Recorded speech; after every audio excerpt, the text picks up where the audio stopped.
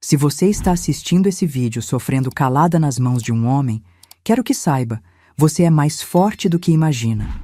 E se eu, com meus 86 anos, consegui mudar meu destino depois de décadas de abuso, traumas e sofrimentos, você também consegue.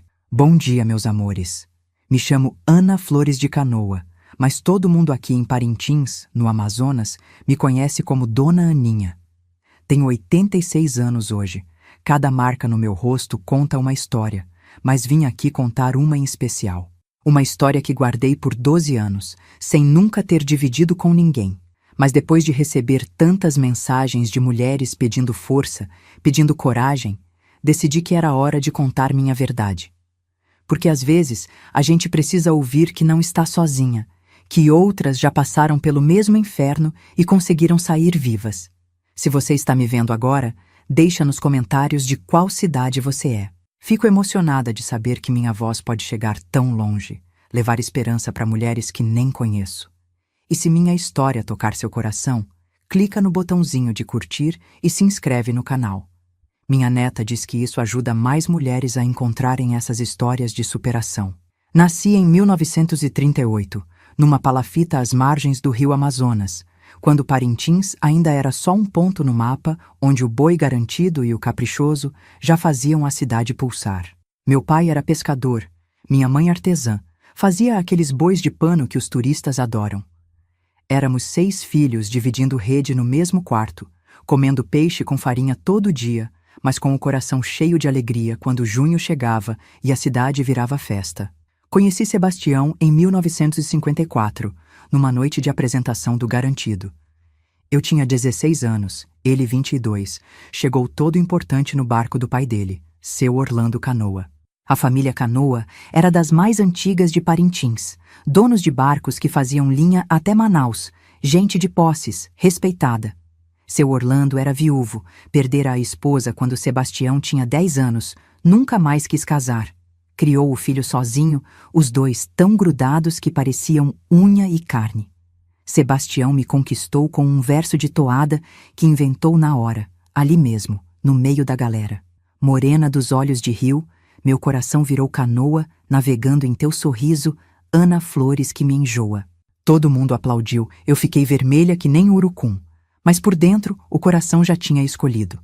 Casamos 2 anos depois, em 1956. Foi casamento de gente importante, igreja cheia, festa no clube, presente até do prefeito. Minha família humilde se misturou com a elite de Parintins, mas seu Orlando fez questão de tratar todos bem. Era homem educado, falava manso, sempre de chapéu panamá e roupa branca engomada. Sebastião o idolatrava. Cada gesto do pai era lei, cada palavra era verdade absoluta. Fomos morar numa casa grande na rua Silva Jardim, de frente para o rio.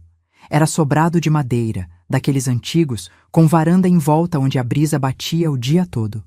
Seu Orlando morava na casa ao lado, as 2 propriedades ligadas por uma passarela de madeira. Para facilitar as visitas, Sebastião explicou. Mas não eram visitas. Era uma extensão da mesma casa, pai e filho vivendo como se ainda fossem um só. Minha sogra, Dona Conceição, era a segunda esposa de seu Orlando. Mulher bonita, bem mais nova que ele, vinda de Manaus. Casou quando Sebastião já tinha 20 anos. Nunca conseguiu ter filhos próprios. Era gentil comigo, mas vivia à sombra dos 2 homens da casa, como se fosse mais uma peça de decoração do que pessoa de verdade. Os primeiros anos foram de lua de mel constante. Sebastião me mimava, trazia presentes de Manaus, me levava para os melhores lugares. Tive meu primeiro filho em 1958, Orlando Filho, nome que nem precisou ser discutido, já estava decidido antes mesmo de nascer. Depois vieram Marina em 1960, Sebastião Júnior em 1962 e minha caçula Mariana em 1965. Seu Orlando era avô presente demais. Passava mais tempo na nossa casa que na dele. Tomava café conosco, almoçava, jantava, brincava com os netos. Opinava em tudo, desde a cor do mosquiteiro até onde matricular as crianças. Sebastião não tomava uma decisão sem consultar o pai primeiro. Papai tem experiência, ele dizia. Papai sabe o que é melhor. No início achei bonito esse respeito todo. Afinal, seu Orlando fora pai e mãe para o Sebastião, merecia consideração. Mas com o passar dos anos, comecei a perceber que não era respeito normal. Era dependência, era adoração. Era algo que fugia do natural e entrava no território do doentio. Quando Marina nasceu com problema no coração, os médicos de Parintins disseram que precisava operar em Manaus. Fui arrumar as coisas para viajar, mas Sebastião me parou. Espera papai voltar da pescaria para decidirmos. Voltou 3 dias depois. 3 dias que minha filha passou sofrendo, para no fim seu Orlando dizer o óbvio, que tínhamos que ir para Manaus. Os negócios da família iam bem. A frota de barcos aumentava. O comércio com Manaus rendia lucros. Mas era seu Orlando que comandava tudo. Sebastião era sócio no papel, mas na prática era mais um funcionário obediente. Quando sugeri que ele tomasse mais iniciativa, levei uma bronca que me deixou muda. Não se meta onde não é chamada. Papai construiu esse império, ele sabe o que faz. Dona Conceição sofria em silêncio. Via o marido mais interessado na vida do filho que na própria esposa. Numa tarde de calor infernal, encontrei ela chorando no quintal. É difícil competir com fantasma, ela disse, enxugando as lágrimas. A primeira esposa morreu, mas continua viva no filho. E agora eu tenho que disputar atenção com os dois. Em 1968, seu Orlando teve a primeira crise de pressão alta. O médico mandou diminuir o sal, o trabalho, as preocupações. Sebastião pirou. Contratou enfermeira particular, comprou aparelho de medir pressão, transformou a casa num posto de saúde. Checava a pressão do pai 5 vezes ao dia. Anotava tudo numa caderneta. Ligava para o médico por qualquer alteração mínima. Foi nessa época que comecei a notar mudanças no comportamento do meu marido. Ficava ansioso quando o pai demorava para voltar do trabalho. Tinha pesadelos onde seu Orlando morria e acordava suando, chorando, me abraçando como criança assustada. Uma vez encontrei ele no quarto do pai, cheirando as roupas no armário, chorando baixinho. As festas de junho continuavam animando Parintins, mas nossa família já não participava como antes.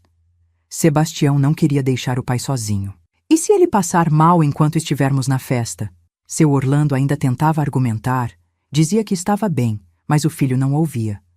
Ficávamos em casa, ouvindo o batuque dos bois ao longe, prisioneiros do medo irracional de Sebastião. 1972 foi o ano em que tudo começou a degringolar. Seu Orlando teve um pequeno infarto. Sobreviveu, mas ficou fragilizado. O médico foi categórico. Precisava diminuir drasticamente as atividades, passar o comando dos negócios adiante. Mas passar para quem? Sebastião não tinha estrutura psicológica para assumir. Mal o pai adoecia, ele adoecia junto. Dores de cabeça, vômitos, tremedeiras. Os filhos cresciam meio perdidos naquele ambiente. Orlando Filho, o mais velho, desenvolveu personalidade rebelde, fugia de casa para assistir os ensaios dos bois. Marina, com o coração já operado, mas ainda frágil, vivia doente, acho que somatizava a tensão da casa. Os 2 mais novos se adaptaram àquela rotina estranha, onde o avô mandava mais que o pai. Dona Conceição morreu em 1975. Derrame cerebral enquanto dormia, não sofreu. No enterro, seu Orlando chorou, mas era choro contido, de quem cumpre obrigação social. Sebastião chorou mais pela sogra do que o próprio marido dela. Depois do funeral, seu Orlando praticamente se mudou para nossa casa. Só até me acostumar com a solidão, ele disse. Mas todos sabíamos que seria para sempre. A saúde de seu Orlando piorava ano a ano. Diabetes se juntou à pressão alta e aos problemas cardíacos. As pernas inchavam, a vista falhava, o raciocínio ficava lento. Mas Sebastião não aceitava o declínio do pai. Buscava médicos em Manaus, São Paulo, até no exterior. Gastamos fortunas em tratamentos experimentais, remédios milagrosos, promessas vãs. Em 1978, veio o diagnóstico que mudaria tudo. Seu Orlando estava com Alzheimer. Ainda inicial, mas progredindo rápido. O médico preparou a família. Ele vai esquecer quem são vocês, vai virar criança de novo, pode ficar agressivo, pode ter alucinações, é uma doença cruel. Sebastião não aceitou. Meu pai tem a mente mais brilhante que conheço. Isso é engano médico. Procurou outros especialistas. Todos confirmaram o diagnóstico. Foi quando meu marido começou a dar sinais de que a própria sanidade estava por um fio. Ele criou uma rotina obsessiva de cuidados. Acordava de hora em hora para checar se o pai respirava. Gravava conversas para ter provas de que seu Orlando ainda estava lúcido. Quando o velho começou a esquecer nomes, Sebastião fazia álbuns de fotos, forçava o pai a olhar, repetia histórias antigas, tentando despertar memórias. Minha mãe veio me visitar nessa época. Ainda morava na mesma palafita onde nasci. Vida simples, mas tranquila. Ficou uma semana observando nossa rotina caótica. Antes de partir, me puxou pro canto. Filha, esse teu marido tá perturbado. Quando o velho morrer, ele vai surtar de vez. Cuidado! Tentei tranquilizá-la. Disse que era fase difícil, mas ia passar. Mamãe balançou a cabeça. Tem homem que não sabe viver sem pai. Quando perde o chão, perde o juízo junto. Não dei muita bola na hora, mas aquelas palavras ficaram martelando na minha cabeça. O ano de 1979 começou com seu Orlando completamente dependente. Não reconhecia mais ninguém, chamava Sebastião de vários nomes, me confundia com pessoas do passado. Precisava de ajuda para tudo, comer, tomar banho, ir ao banheiro. Contratamos enfermeiros 24 horas, transformamos o quarto num mini hospital. Sebastião definhou junto com o pai. Emagreceu 15 quilos, desenvolvia caretas nervosas, falava sozinho. Passava noites em claro ao lado da cama do pai, segurando sua mão, implorando por um sinal de reconhecimento que nunca vinha. Os negócios da família iam pro buraco, mas ele não se importava. Só o pai importava. Foi num domingo de março que encontrei Sebastião no quarto do pai, vestindo as roupas do velho, olhando-se no espelho. Tô parecido com ele, não tô? Perguntou com um sorriso estranho. Às vezes acho que somos a mesma pessoa. Senti um frio na espinha. Era o prenúncio da tempestade que estava por vir. Em maio, seu Orlando teve uma pneumonia grave. Os médicos desenganaram. Questão de dias, talvez horas. Sebastião entrou em negação profunda. Ele já sobreviveu a coisa pior. Vai superar essa também. Mas o velho corpo de 80 anos não tinha mais forças. Agonizou por 3 dias, com o filho ao lado implorando por milagres. Morreu numa madrugada de junho, véspera do Festival de Parintins. A cidade se preparava para a festa, mas na nossa casa o mundo tinha acabado. Sebastião segurou o corpo do pai por horas, não deixava ninguém se aproximar. Ele só tá dormindo, repetia. Papai sempre acorda, sempre volta para mim. Precisaram sedar meu marido para conseguir preparar o corpo para o velório. Durante o enterro, ele parecia um zumbi. Olhar vazio, movimentos automáticos, murmurando palavras desconexas. Quando o caixão desceu a cova, ele tentou pular atrás. Os homens seguraram, ele esperneou, gritou, chorou como criança. Voltamos para casa em silêncio. Sebastião se trancou no quarto que fora do pai. Ficou lá por horas, sem responder quando batíamos na porta. Era como se parte dele tivesse sido enterrada junto com seu Orlando. No dia seguinte, a cidade explodia em festa. Garantido e Caprichoso disputavam mais um título, as ruas tomadas de vermelho e azul, toadas ecoando por todo o canto. Mas nossa casa era uma tumba. Sebastião vagava pelos cômodos como alma penada, procurando o pai nos cantos, chamando por ele. Foi no 3º dia após o enterro que o pior aconteceu. Eu estava na cozinha quando ouvi gritos vindos da casa vizinha, onde morara seu Orlando. Corri para ver o que era. A porta estava aberta. Entrei chamando por Sebastião. O que vi naquele quarto me persegue até hoje. Quando entrei na casa de seu Orlando naquela tarde de junho, o cheiro de naftalina e remédio ainda impregnava o ar. Sebastião estava no quarto principal, usando o pijama do pai morto, deitado na cama dele. Mas não era isso que me gelou o sangue. Era o que ele estava fazendo com minha mãe. Mamãe tinha ficado mais uns dias após o enterro para me ajudar. Coração bom demais, como sempre foi.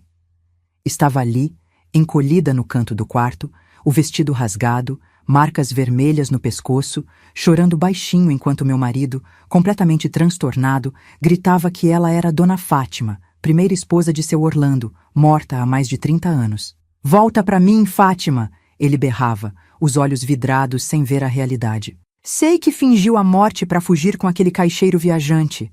Mas agora o Orlando morreu. Podemos ficar juntos. Corri para socorrer minha mãe. Sebastião me empurrou com força que nunca pensei que tivesse. Bati com as costas na cômoda, derrubando porta-retratos antigos. O barulho pareceu despertar algo nele. Olhou para mim confuso, depois para minha mãe no chão, como se não entendesse o que estava acontecendo. Ana? Chamou meu nome pela primeira vez em dias. O que eu fiz? Ajudei mamãe a se levantar. Ela tremia inteira, mal conseguia ficar em pé. A marca das mãos dele no pescoço dela já começava a roxear. Mas o pior eram os olhos. O terror misturado com pena, como quem vê um animal feroz que não tem culpa de ser fera. Vem, mãe, falei segurando ela firme. Vamos para nossa casa. Sebastião tentou nos seguir, mas tranquei a porta. Ele ficou do lado de fora batendo, chorando, implorando perdão por algo que nem lembrava direito ter feito. Levei mamãe para o meu quarto, limpei os ferimentos, dei água com açúcar para acalmar. Precisa internar ele, filha, mamãe disse quando conseguiu falar. Esse homem perdeu o juízo de vez. Hoje fui eu, amanhã pode ser você, ou pior, uma das crianças. Eu sabia que ela tinha razão. Mas como internar o próprio marido? Em 1979, hospício era coisa de louco varrido, de gente que babava e comia mosca. Hospital psiquiátrico mais perto ficava em Manaus, e a vergonha de ter marido internado era coisa que marcava a família para sempre. Naquela noite, tranquei minha mãe e as crianças no quarto comigo. Sebastião passou a madrugada perambulando pela casa, conversando com fantasmas. Ouvia ele chamar o pai, a primeira esposa do pai, pessoas mortas há décadas. Às vezes ria, às vezes chorava, às vezes gritava coisas sem sentido. De manhã, encontrei ele dormindo na varanda, abraçado com um retrato de seu Orlando. Parecia tão vulnerável, tão perdido. Por um momento senti pena. Aquele homem quebrado não era o Sebastião que eu conheci, que me fez versos de amor, que me deu 4 filhos. Era só uma casca vazia procurando pedaços de si mesmo.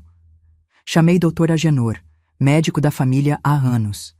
Ele examinou Sebastião, fez perguntas que meu marido respondia com delírios. Falava que o pai tinha virado passarinho, que voltava todo dia para conversar.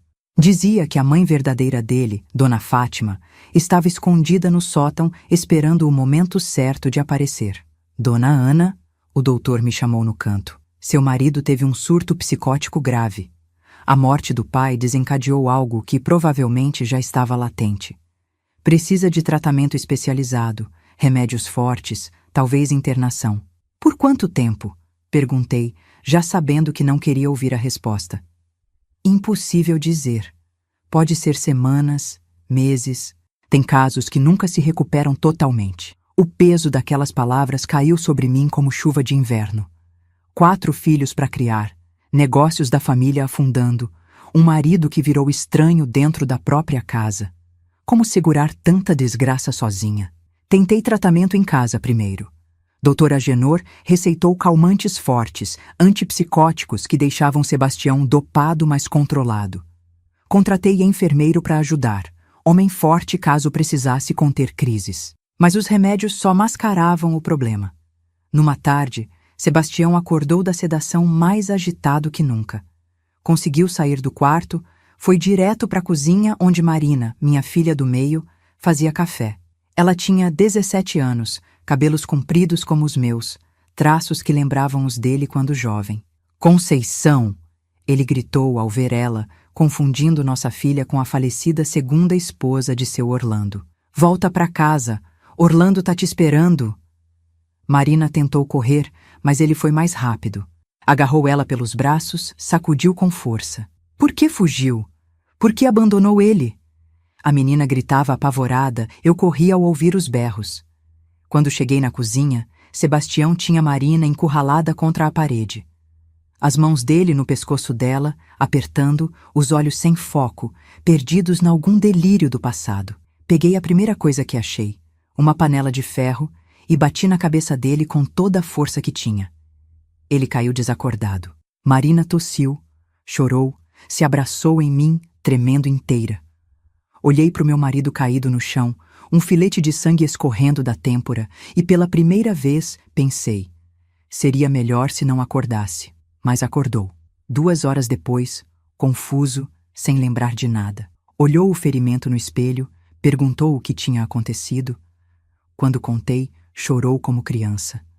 Pediu perdão de joelhos, jurou que nunca mais machucaria ninguém, implorou para não abandonar ele. Preciso de ajuda, Ana. Ele soluçava. Não consigo controlar o que acontece. É como se outras pessoas tomassem meu corpo, fizessem coisas que eu jamais faria. Naquela noite, tomei a decisão mais difícil da minha vida. Liguei para o Hospital Psiquiátrico de Manaus, marquei internação. Arrumei uma mala pequena com roupas básicas, produtos de higiene, a foto nossa do casamento que ele tanto gostava. Vai ser por pouco tempo. Menti quando contei sobre a internação. Só até melhorar dessa crise. Ele aceitou resignado, como cordeiro indo pro abate. No barco para Manaus, ficou quieto, olhando o rio passar. Às vezes murmurava coisas desconexas sobre seu Orlando virar boto, sobre precisar voltar logo para cuidar do pai. O hospital era um prédio cinzento nos arredores da cidade. Grades nas janelas, muros altos, ar de prisão. Na recepção, preenchi formulários intermináveis, histórico familiar, sintomas, episódios de violência. Cada pergunta era uma facada no orgulho, uma confirmação de que minha vida tinha desmoronado. Despedi dele no pátio interno. Outros pacientes vagavam por ali, alguns conversando sozinhos, outros parados feito estátuas. Sebastião me abraçou forte, como criança com medo do primeiro dia de aula. Volta logo para me buscar, pediu. Promete que não vai demorar. Prometo, menti de novo, porque no fundo já sabia que talvez nunca pudesse trazer de volta o homem que conheci. Voltei para Parintins com o coração apertado. As crianças perguntavam pelo pai. Invendi que tinha viajado a negócios. Marina não disse nada. O trauma do quase estrangulamento deixou ela muda sobre o assunto. Só me abraçava mais forte à noite, como precisando ter certeza que estava segura. Os meses passaram devagar. Ligava para o hospital toda semana, sempre a mesma resposta. Paciente estável, mas sem melhora significativa. Visitei 2 vezes. Na primeira, Sebastião me reconheceu, chorou, implorou para voltar. Na segunda, me chamou de Fátima o tempo todo, perguntou se eu tinha trazido Orlando para visitar. O dinheiro acabava rápido. Hospital particular custava fortuna, remédios importados mais ainda. Vendi barcos da empresa, demiti funcionários, fiz o que pude para manter as despesas. Mas era como tentar esvaziar o rio com balde furado. Foi quando descobri as dívidas. Sebastião tinha pegado empréstimos escondidos nos últimos meses, assinado notas promissórias, dado barcos como garantia. Tudo para pagar tratamentos milagrosos para o pai já moribundo. Os credores começaram a aparecer, homens sisudos com contratos nas mãos, ameaças veladas de despejo. Meu irmão mais velho, João, veio de Belém para ajudar. Advogado formado, conhecia as leis. Examinou os contratos, balançou a cabeça desanimado. Ana, vocês vão perder tudo. Casa, barcos, até os móveis. Sebastião hipotecou o impossível. Desespero é pouco para descrever o que senti. 4 filhos dependendo de mim, um marido internado sem previsão de melhora, dívidas impagáveis batendo à porta. Chorei até secar, rezei até perder a voz, implorei ajuda divina que parecia não vir. Numa madrugada de insônia, sentada na varanda olhando o rio, tive uma epifania cruel. Seu Orlando tinha deixado seguro de vida. Valor considerável, suficiente para quitar dívidas e sobrar. Mas o beneficiário era Sebastião, e com ele internado como incapaz, o dinheiro ficava preso em limbo burocrático. Foi aí que o demônio sussurrou no meu ouvido. Se Sebastião morresse, o seguro passaria para mim como esposa. As dívidas seriam quitadas, as crianças teriam futuro, o pesadelo acabaria. Só precisava de um acidente. Uma overdose de remédios, uma queda da escada, um afogamento no rio. Espantei o pensamento pecaminoso. Como podia cogitar matar o pai dos meus filhos? Mas a ideia voltava, insistente, toda vez que um credor batia à porta, toda vez que via o desespero nos olhos dos meninos. Foi então que recebi a última visita da minha mãe. Ela estava mais velha, mais encurvada, mas os olhos ainda perspicazes. Ficou uma semana observando o nosso calvário. Na véspera de partir, me levou para caminhar na beira do rio. Filha, ela começou devagar. Tem cobras que a gente mata pisando. Outras precisa de facão. Sebastião virou cobra peçonhenta. Se deixar vivo, vai acabar picando todo mundo. Olhei para ela assustada. Mamãe sempre foi religiosa, temente a Deus. Ouvir aquilo dela era como ver santa blasfemando. Não tô dizendo para fazer nada, ela continuou. Só dizendo que às vezes Deus entende que a gente precisa ser instrumento da própria salvação. Davi matou Golias, Judite decapitou Holofernes, às vezes violência é justiça disfarçada. Voltou no dia seguinte, mas as palavras ficaram, fermentando, crescendo, ganhando forma. Quanto mais eu resistia, mais a ideia parecia lógica. Um homem louco, violento, que quase matou a própria filha. Um peso morto sugando recursos que faltavam para os filhos. Uma ameaça constante de voltar pior do que foi. O inferno deve ser cheio de boas intenções, e as minhas pavimentaram o caminho para o que aconteceu depois. Mas isso eu conto em seguida. Preciso respirar um pouco, tomar um gole d'água. Reviver essas memórias é como abrir ferida velha. Dói mesmo depois de cicatrizada. Dizem que a consciência é o pior carrasco que existe, pois a minha me atormentou por semanas após aquela conversa com mamãe. Dormia mal, comia pior, emagreci 10 quilos em um mês. Os filhos perguntavam o que tinha, inventava desculpas. Saudade do pai, preocupação com dinheiro, cansaço acumulado. Junho de 1980 chegou com as cores do festival explodindo em Parintins.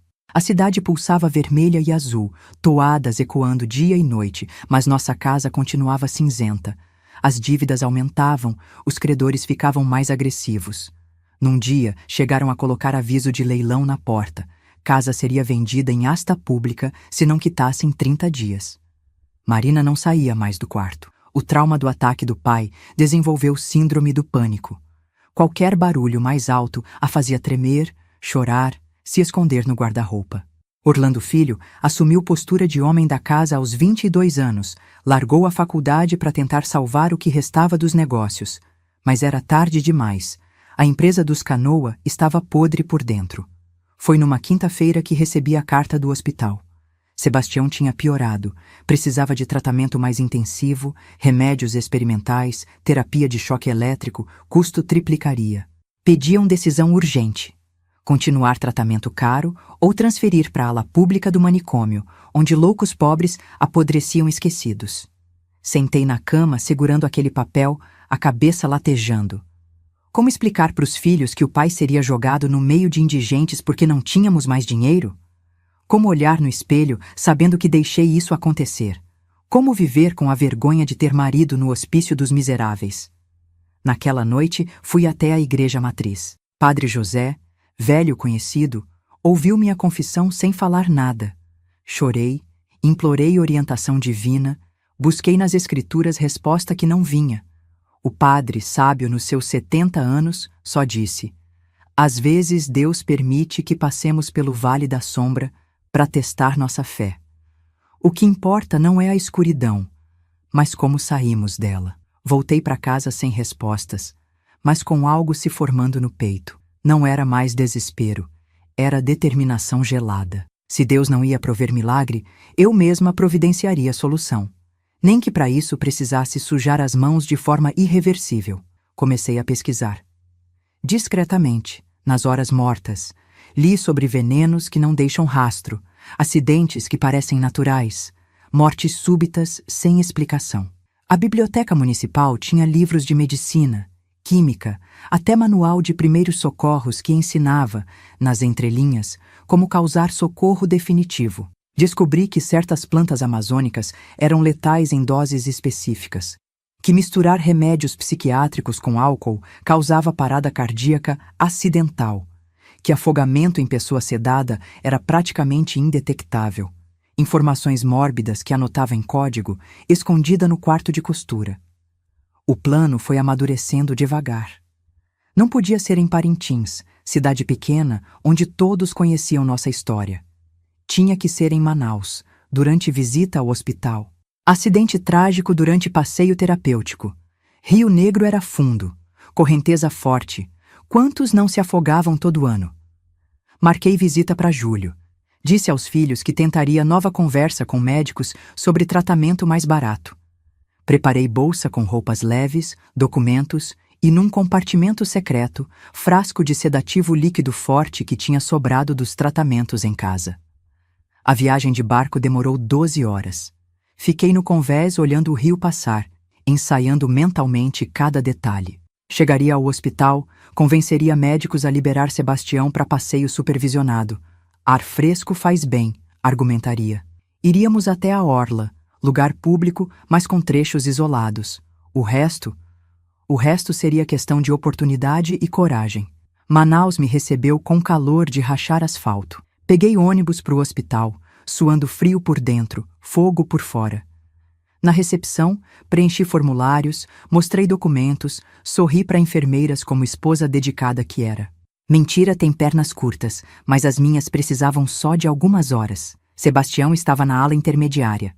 Não era dos piores, mas longe de estar bem. Quando me viu, teve momento de lucidez. "Ana, você veio!" Abraçou-me como náufrago abraça tábua de salvação. Por instante vacilei. Aquele era o homem que amei, pai dos meus filhos, companheiro de 2 décadas. Mas então ele olhou por cima do meu ombro e perguntou: "Cadê papai? Ele veio junto?" A lucidez se foi rápido como chegou. Passei 3 horas ouvindo delírios sobre seu Orlando estar vivo, morando no fundo do rio, mandando recados através de botos encantados. O médico responsável, Dr. Cerqueira, era homem cansado que já tinha visto demais. Expliquei sobre situação financeira, implorei alternativas. Ele foi honesto. Sem tratamento adequado, ele vegetará.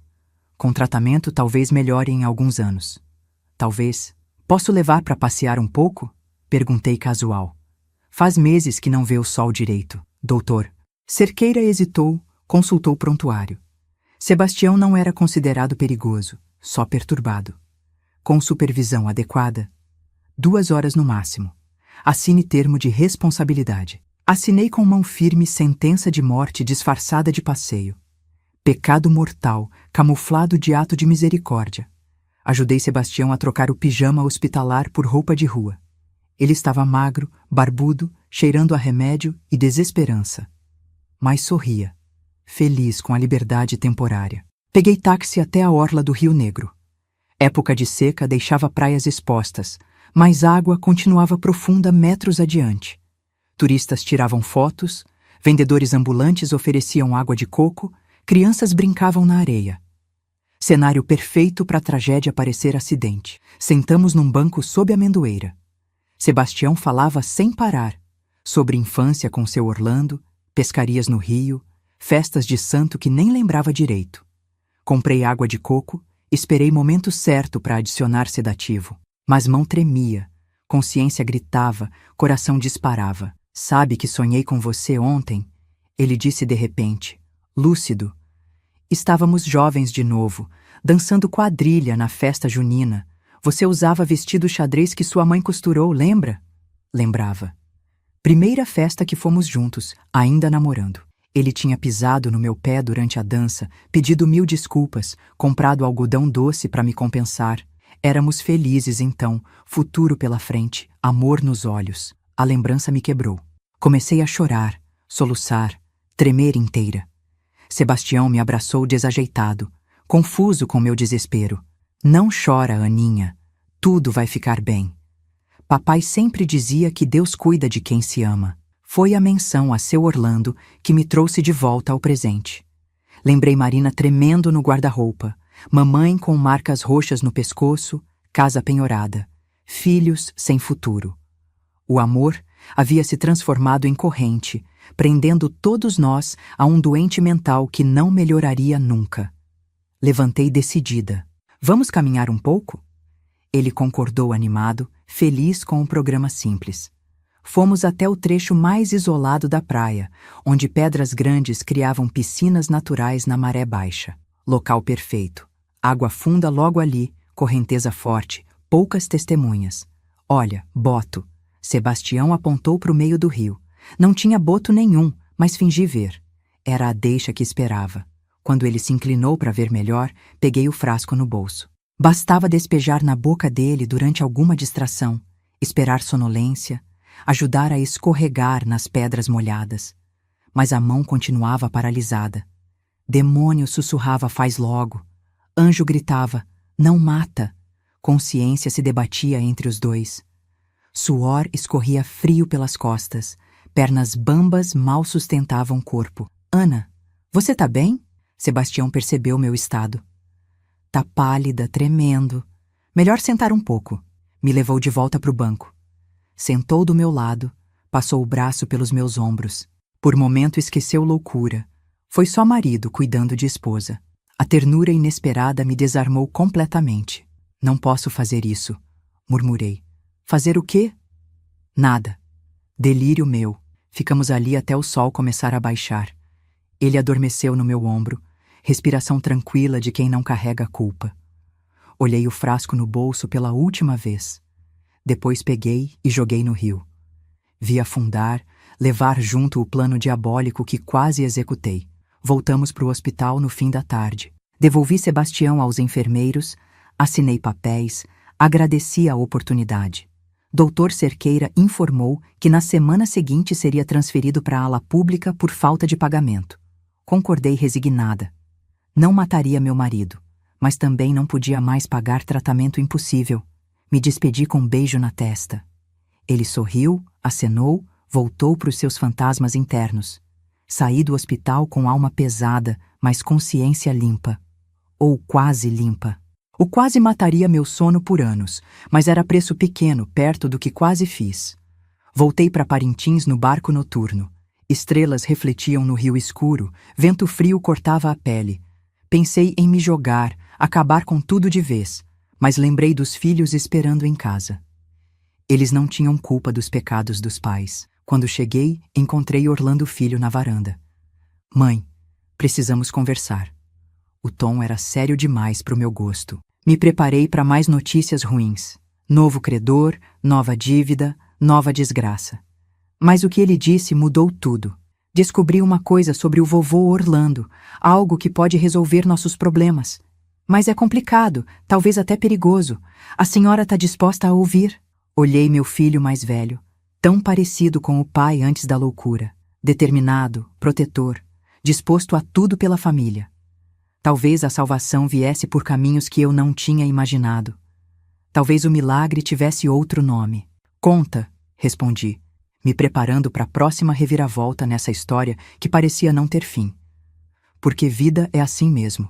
Quando você acha que chegou no fundo do poço, descobrimos que sempre dá para cavar mais.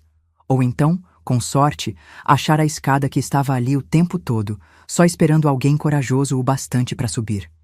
Orlando Filho me levou para o escritório que tinha sido de seu Orlando. Gavetas reviradas, papéis espalhados, sinal de que tinha passado dias procurando algo. Acendeu o lampião. Falta de pagamento tinha cortado a luz e começou a explicar. Mãe, o vovô não era santo que todo mundo pensava. Achei contratos, recibos, cartas. Ele mantinha esquema de agiotagem há décadas. Emprestava dinheiro a juros extorsivos, tomava propriedades de quem não pagava. Tem gente que perdeu tudo para ele.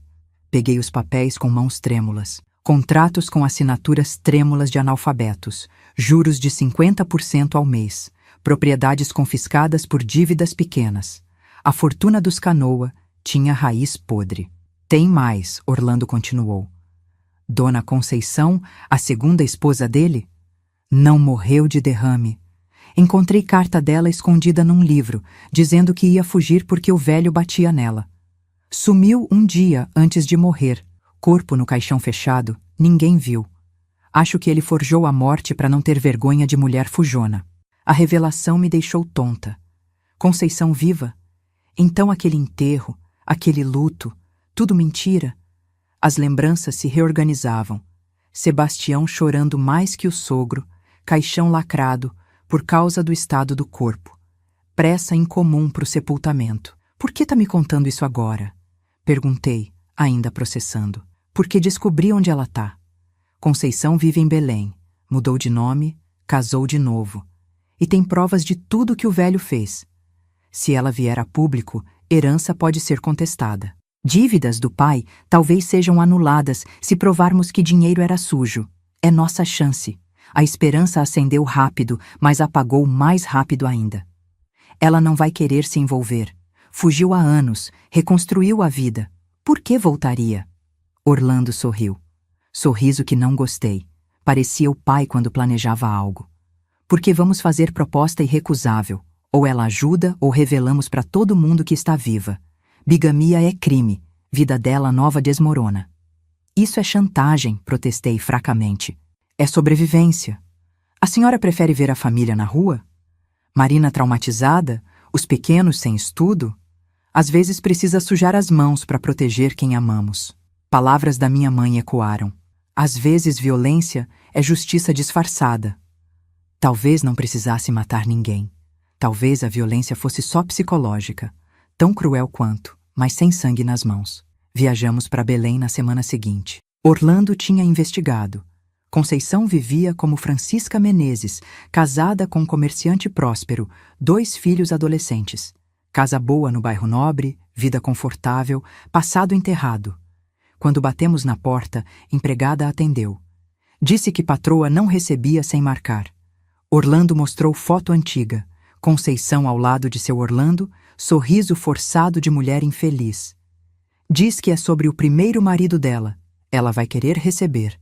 Minutos depois, estávamos na sala luxuosa. Conceição entrou devagar, envelhecida mas reconhecível. Quando viu a foto na mão de Orlando, perdeu a cor. Sentou pesadamente na poltrona. Sempre soube que esse dia chegaria, sussurrou. O que vocês querem? Expliquei a situação. Sebastião louco, dívidas impagáveis, filhos sem futuro. Ela ouvia calada, lágrimas escorrendo discretas. Quando mencionei os documentos que Orlando achou, se animou. Tenho provas piores, revelou. Diário dele confessando crimes, fotos de mulheres que ele usava como pagamento de dívidas. Escondi antes de fugir, caso precisasse me defender. Nunca imaginei que serviriam para isso. Vai nos ajudar? Perguntei esperançosa. Ela hesitou. Olhou porta onde risadas de adolescentes vinham da cozinha. Seus filhos novos, que não conheciam a mãe anterior. Se eu fizer isso, minha vida aqui acaba. Marido não sabe do passado. Filhos acham que sou viúva do primeiro casamento. Como explicar que fingi a própria morte? Não precisa contar tudo, Orlando argumentou. Só que era casada antes, fugiu de marido violento. Documentos provam crimes dele, não falam da morte falsa. Ela ponderou longamente. Por fim, suspirou resignada. Passei 20 anos com medo dele encontrar. Agora que morreu, talvez seja a hora de enterrar fantasma de vez. Mas tem condições. As condições eram simples. Identidade dela preservada ao máximo. Processo seria movido por nós, usando provas fornecidas por fonte anônima. Nenhum contato depois de entregar documentos. Concordamos com tudo. 3 dias depois, ela apareceu no hotel com maleta pesada. Dentro, tesouro mais valioso que ouro. Cadernos de contabilidade paralela, contratos ilegais, confissões escritas de próprio punho por seu Orlando. Até fotos comprometedoras dele com várias mulheres, algumas claramente menores de idade. Nunca contei isso a ninguém, Conceição disse entregando a maleta. Mas ele era monstro. Começou sutil, ciúmes, controle. Depois veio violência física. Quando ameaçou emprestar meu corpo para quitar dívida de cliente, fugi. Deixei tudo, mudei tudo, vivi escondida por anos. Abracei aquela mulher corajosa que dividiu comigo dor de ter sido propriedade de homem cruel. Prometemos nunca revelar sua localização, nunca procurar novamente. Ela partiu aliviada. Fantasmas do passado finalmente exorcizados. De volta a Parintins, procurei Dr. Raimundo Neves, melhor advogado da cidade.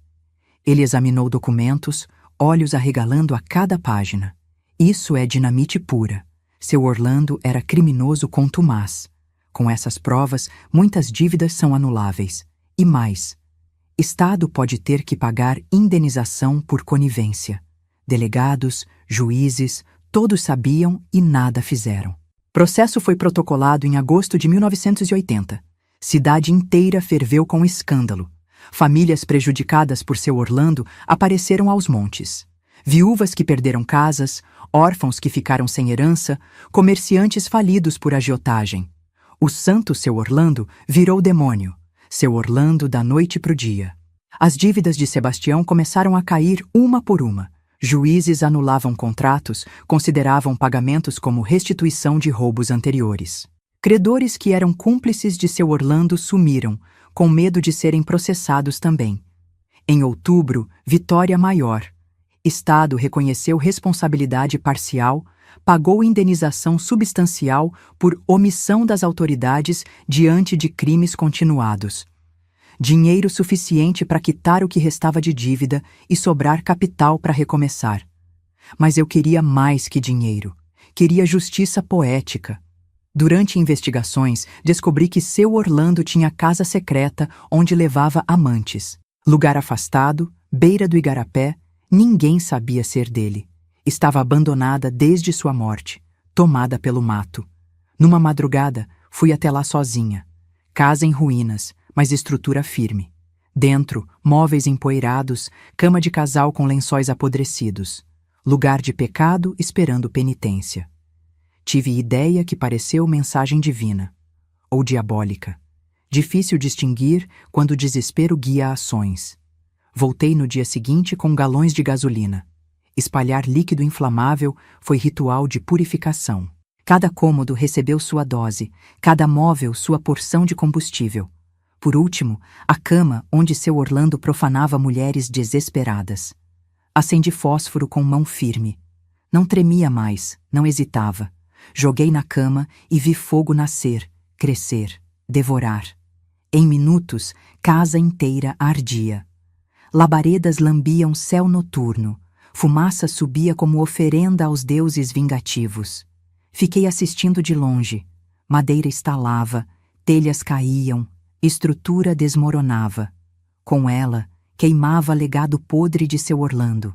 Cinzas ao vento, pecados virando fumaça, memórias más se dissolvendo no ar. Quando bombeiros chegaram, só restavam brasas. Disseram que foi combustão espontânea, casa velha, madeira seca, faísca de raio distante. Ninguém investigou muito. Afinal, era só ruína abandonada de dono morto e desonrado. Mas para mim foi mais. Foi cremação simbólica de anos de sofrimento. Sebastião nunca pôs fogo na casa real por acidente ou loucura, mas eu queimei voluntariamente templo da perversão. Justiça tem muitas faces, e aquela noite mostrei a minha. Dezembro trouxe última cartada. Sebastião seria transferido para manicômio público em breve. Fui visitá-lo, decisão tomada sobre futuro dele. Encontrei homem murcho, acabado. Loucura tinha consumido o pouco que restava. Não reconhecia ninguém. Falava com mortos, via fantasmas em cada canto. Médicos disseram que deterioração era irreversível. Melhor seria se Deus o levasse. Dr. Cerqueira comentou, sem perceber peso das palavras. Está sofrendo sem nem saber que sofre. Família sofrendo por tabela. Às vezes morte é misericórdia. Concordei silenciosamente. Mas Deus parecia surdo aos pedidos. Ou talvez esperasse que eu fosse instrumento da própria prece. Na véspera da transferência para o manicômio, fiz última visita. Sebastião estava sedado, dormindo inquieto. Enfermeira informou que doses de calmante tinham sido aumentadas. Paciente muito agitado ultimamente. Fiquei sozinha com ele no quarto. Homem que amei, que me deu filhos, que me fez sofrer. Casca vazia onde a alma já tinha partido faz tempo. Respiração difícil de tanto remédio. Coração cansado de carregar corpo inútil. Peguei travesseiro extra da cama ao lado. Não planejei, não pensei. Mãos agiram sozinhas, guiadas por misericórdia ou maldade. Coloquei sobre o rosto dele, apertei com força de décadas de dor acumulada. Ele não lutou. Sedado demais para reagir, fraco demais para resistir. Segundos que pareceram horas até respiração parar, corpo relaxar, tormento finalmente acabar. Tirei travesseiro, coloquei no lugar. Ajeitei corpo dele, fechei olhos que já estavam fechados. Beijei testa fria numa despedida que devia ter acontecido anos antes. Chamei a enfermeira. Acho que ele partiu. Estava dormindo, parou de respirar. Ela checou sinais vitais, confirmou o óbito. Médico veio, examinou superficialmente. Parada cardíaca, comum em pacientes com tanta medicação. Ninguém questionou. Ninguém investigou. Homem louco morre. Mundo continua girando. Atestado de óbito. Morte natural por falência cardíaca. Mentira piedosa para verdade cruel. Morreu por misericórdia de esposa cansada. Enterramos Sebastião ao lado do pai que ele tanto amou. Poética justiça. Juntos na morte como foram em vida. Filhos choraram. Eu sequei lágrimas que não vinham. Luto por fora, alívio por dentro. Peso que carregava há anos finalmente no caixão. Padre rezou sobre pecados perdoados, vida eterna prometida. Pensei se incluía assassinato piedoso, se Deus entende desespero de mulher no limite. Resposta virá no meu próprio julgamento final. Mas naquele dia, voltando do cemitério, senti algo que há anos não sentia. Liberdade. Casa salva, filhos seguros, futuro possível. Preço pago em sangue e fogo, consciência pesada, mas família protegida. Às vezes violência é justiça disfarçada. Às vezes morte é libertação. Às vezes mulher precisa ser carrasco para deixar de ser vítima. Não me orgulho do que fiz, mas faria de novo, porque entre santidade e sobrevivência, escolhi viver. E vivi. O dia depois do enterro de Sebastião foi o primeiro dia da minha nova vida. Acordei sem o peso do medo, sem a angústia de visitas ao hospício, sem dívidas impossíveis batendo à porta. Pela primeira vez em anos, o sol entrando pela janela parecia realmente iluminar, não apenas clarear. Marina foi a primeira a perceber a mudança. Mãe tá diferente, comentou no café da manhã. Parece mais leve. Se ela soubesse o quanto custou essa leveza, talvez não achasse tão bonita. Mas filhos não precisam carregar pecados dos pais. Cada geração merece sua chance de inocência. Com o dinheiro da indenização do Estado e a venda de algumas propriedades recuperadas, reorganizei a vida. Primeiro, tratamento psicológico para Marina. Encontrei psicóloga em Manaus, especializada em traumas. Levava ela uma vez por mês. Aos poucos, minha menina voltou a sorrir, sair do quarto, viver. Orlando Filho retomou os estudos. Mandei para o Rio de Janeiro, faculdade de Direito numa federal boa. Quero que seja advogado honesto, disse na despedida. Que use a lei para proteger, não para explorar. Ele entendeu o recado, abraçou forte, prometeu honrar o nome da família do jeito certo. Os dois mais novos continuaram em Parintins, mas em escola particular agora. Uniforme engomado, material completo, merenda que não era só farinha com água. Pequenos luxos que pareciam milagres depois de tanta privação. Reabri alguns negócios da família Canoa, mas diferente. Nada de agiotagem, exploração, contratos leoninos. Barcos faziam transporte honesto, preços justos, tratamento digno aos ribeirinhos. Tentava limpar nome que seu Orlando tinha sujado por décadas. 1982 trouxe Festival dos 50 anos do Garantido. Pela primeira vez desde a loucura de Sebastião, participamos de verdade. Vesti vermelho com orgulho, levei os filhos para a arquibancada, cantamos toadas até amanhecer.